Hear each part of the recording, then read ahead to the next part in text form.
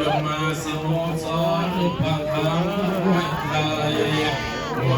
วมีไม้ละลายละเลือดปวดสมุนไพรที่ร้ายและพิการฟังใดมาบอกเห็นก็สำริดประจักษ์ตาโดยเทพและเทวาทั้งพิบาลนิรันดร์บารมีนามปรารถนาสิ่งใดเจ้าได้สิ่งนั้นมันสมดังมโนรสปรากฏในเมืองโอ้ยากุจนใจแพ้สบายเพื่อนพา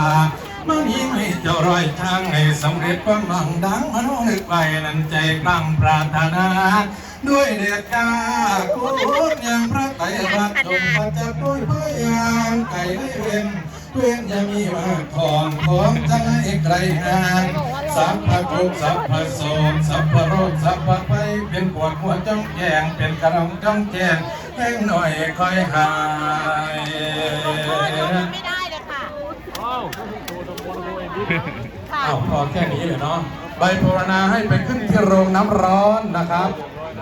คนขับรถพนักงานขับรถใบภาวนาพ่อแม่ครูบาอาจารย์ให้ไปขึ้นที่โรงน้ำร้อนวัดป่าพระธรรมวิสุทธิมงคล